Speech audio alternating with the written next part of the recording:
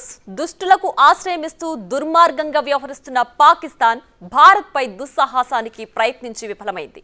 మే 8వ తేదీన భారత్లోని 4 రాష్ట్రాల్లో 24 నగరాలకి పైకి ఏకంగా 500 డ్రోన్లు వదిలింది. ఒకటి కాదు, రెండు కాదు, ఏకంగా 210 నిమిషాలు అంటే అక్షరాల 3.5 గంటల పాటు ఏకధాటికి దాడులకు తెగబడింది. నిన్న రాత్రి పాకిస్తాన్ వందల సంఖ్యలో క్షిపణులు, ఆత్మాహుతి డ్రోన్లు, యుద్ధ విమానాలను మన దేశంపైకి ప్రయోగించింది. సరిహద్దు రాష్ట్రాలైన జమ్మూ కశ్మీర్, రాజస్థాన్, పంజాబ్, గుజరాత్లపైకి వాటిని వదిలింది. సరిహద్దులోని సాధారణ పౌరులు, పలు సైనిక కేంద్రాలను లక్ష్యంగా చేసుకుంది. అయితే పాకిస్తాన్ కుట్రలను భారత సైన్యం సమర్థవంతంగా అడ్డుకుంది.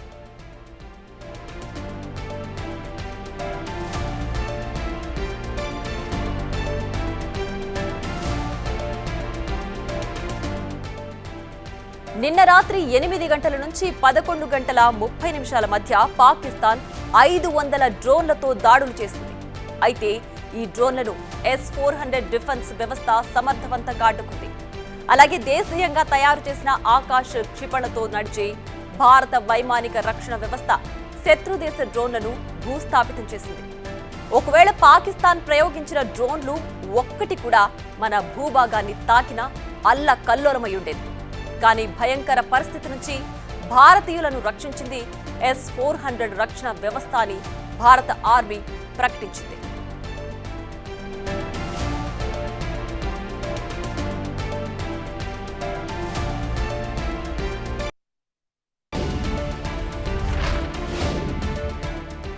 ఇక ఇదే అంశానికి సంబంధించి మరింత సమాచారాన్ని మా ప్రతినిధి శివ ఫోన్ లైన్ లో అందించడానికి సిద్ధంగా ఉన్నారు. శివ, చెప్పండి, పాకిస్తాన్ ప్రయోగించిన ప్రతి డ్రోన్ దాడిని, మిసైల్ ని అన్నిటిని కూడా భారత్ ముందే పసిగట్టి S-400 రక్షణ వ్యవస్థతోటి వాటన్నిటిని కూడా అడ్డుకుని నిర్వీర్యం చేసింది. సో భారత్ అన్ని రకాలుగా కూడా సిద్ధంగా ఉన్నప్పటికీ పాకిస్తాన్ ఇంకా దాడులకు తెగబడే ప్రయత్నాలు చేస్తోంది. ఏంటి దీనికి సంబంధించి ఇంకా పూర్తి డీటెయిల్స్?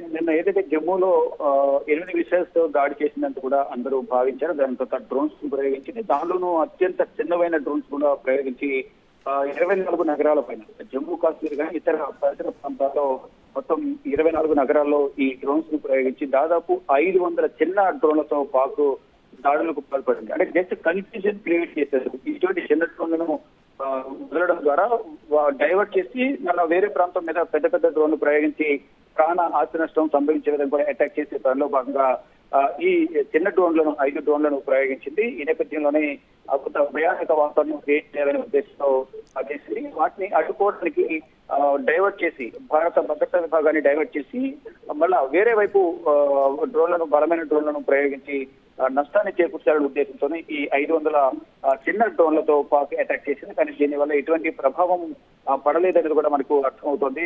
వారు ప్రయోగించిన మిసైల్స్ కానీ క్షిపణులు అన్నింటినీ కూడా మన దగ్గర ఉన్న S-400 కానీ, L-70, మరోవైపు ZUS సంబంధించిన 234 షిల్కా సంబంధించిన యాంటీ డ్రోన్స్ తో మొత్తం వారి అటాక్ నంతా కూడా వారు ప్రయోగించిన క్షిపణులన్నిటి కూడా మొత్తం ఆకాశంలోనే వాటిని పేల్చేసిన పరిస్థితి కనిపిస్తోంది. అంటే నిన్న రాత్రి జమ్మూ కాశ్మీర్ లోను, పంజాబ్, రాజస్థాన్, గుజరాత్ రాష్ట్రాల పాక్ దాడులు తెగబడింది. అంటే పాకిస్తాన్ కి అత్యంత సమీపంలో ఉన్న రాష్ట్రాలు, సరిహద్దు రాష్ట్రాలు ఏవైతే ఉన్నాయో వాటిపై విడిచిపడే ప్రయత్నం చేసింది. కానీ ఎక్కడ కూడా ఎటువంటి నష్టం జరగకుండా ఆకాశంలోనే వాటిని పేల్చి వేసే విధంగా కూడా భారత భద్రతా బలగాలు వ్యవహరించాయి.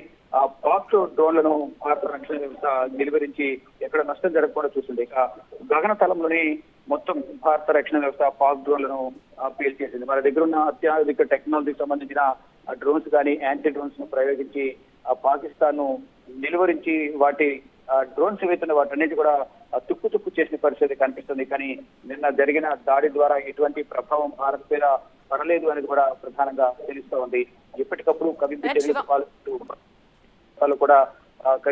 పాల్పడుతుంది. కాల్పుల విరమణ ఒప్పందాన్ని ఉల్లంఘిస్తూ ఉంది. మరోవైపు ఒకవైపు డ్రోన్లను ప్రయోగిస్తేనే మరోవైపు చొరబాటు ప్రయత్నించిన ఉగ్రవాదులు చనిపోయిన పరిస్థితి కనిపిస్తోంది. ఎక్కడికక్కడ దాడి చేసి ప్రతి దాడిని ఎదుర్కొంటున్న పరిస్థితి అయితే పాకిస్తాన్ గొంతుగా కనిపిస్తోంది. రైట్ శివ, అయితే పాకిస్తాన్ ఇప్పుడు చేస్తున్న దాడులను చూస్తుంటే అంటే ఏ దాడి చేసినా సరే దాన్ని సమర్థవంతంగా భారత్ తిప్పి కొట్టగలదు అని పాకిస్తాన్కి కూడా తెలిసినప్పటికీ పదే పదే ఇలాంటి దాడులు చేయడం వల్ల పాకిస్తానే ఎంత క్షీణించే వ్యవస్థలో ఉంది అనేది తనకు తాను చెప్పుకున్నట్లే అవుతుంది కదా.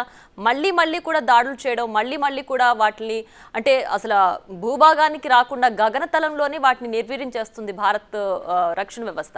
మరి ఇలాంటి టైంలో కూడా అంటే భారత్ దగ్గర ఉన్న వ్యవస్థ ఎలాంటిది, లేదంటే దానికంటే ఫైనాన్షియల్ స్టేటస్ కానీ ఆర్మ్డ్ ఫోర్సెస్ కానీ ఇవన్నీ ఎలా ఉన్నాయని పాకిస్తాన్ ఒక అంచనా వేసుకుని ఉంది. అయినా కూడా మళ్ళీ మళ్ళీ ఇలాంటి దాడులకు పాల్పడడం అంటే అసలు ఇండియా తోటి పాకిస్తాన్ సమఉజ్జియే కానప్పుడు మళ్ళీ మళ్ళీ ఇలాంటి చర్యలు ఎలా చేయగలుగుతుంది? డెఫినెట్ గా వాళ్ళ ఫైనాన్షియల్ పొజిషన్ కూడా ఆర్థికంగా కుదేలైపోయిన పరిస్థితి పాకిస్తాన్ పరిస్థితి, కానీ ఆర్థికంగా పరిపుష్టిగా ఉన్న పరిస్థితి భారత్ పరిస్థితి.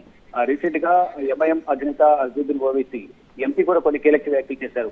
మా ఆర్మీ బడ్జెట్ అంతా ఉండదు, మీ బడ్జెట్ అనేది కూడా ఆయన కొన్ని కీలక వ్యాఖ్యలు చేశారు. అంటే శత్రు దేశాలు లక్ష్యంగా చేసుకుని అమాయకులపైన దాడి చేస్తే మేము చూసి ఊరుకోవాలా, ఇటు పరిస్థితి ఊరుకోనికి లేదు, ఉగ్రవాదాన్ని అంతం చేస్తామంటూ కూడా అజదుద్దీన్ ఓవైసీ కూడా ఇటు పాకిస్తాన్ పైన కీలక వ్యాఖ్యలు చేశారు. అలాగే ఇప్పుడు చూసినా కానీ వారికి సరైన బలం లేకపోయినా ఏదో ఒక విధంగా పాకిస్తాన్ భారత్ కు నష్టం చేకూర్చాలి అనేది ప్రధానంగా భావిస్తుంది. దానిలో భాగంగానే సామాన్య జనాన్ని టార్గెట్ చేసుకుని ఏదో ఒక విధంగా ప్రాణ నష్టం, ఆస్తి నష్టం ఎంతో కొంత మా వల్ల భారత్ కు జరగాలి అనేది కూడా పాకిస్తాన్ భావిస్తుంది. దానిలో భాగంగానే వాళ్ళు విశ్వ ప్రయత్నాలు చేస్తున్నారు. ఆ విశ్వ ప్రయత్నాలు కూడా భారత్ సమర్థవంతంగా తిప్పికొడుతుంది. మన దగ్గర ఉన్న అత్యాధునిక టెక్నాలజీ కానీ యాంటీ డ్రోన్స్ ద్వారా అవన్నీ కూడా తిప్పికొడుతున్న పరిస్థితి కనిపిస్తుంది. కానీ ఎక్కడా కూడా పాకిస్తాన్ ప్రయత్నాలు ఎక్కడ కూడా సఫలీకృతం కావడం లేదు, విఫలమవుతున్న పరిస్థితి కనిపిస్తుంది. ఒకవైపు చైనా సపోర్ట్ తీసుకుంటుంది, మరోవైపు టర్కీ నుంచి యుద్ధ నౌకను తెచ్చుకుంది, మరోవైపు ఇరాన్ ఇరాక్ సహకారం పొందుతోంది. కానీ ఎక్కడ ఎంతమంది సహకారం అందించినప్పటికీ కూడా భారత్ దగ్గర ఉన్న ఈ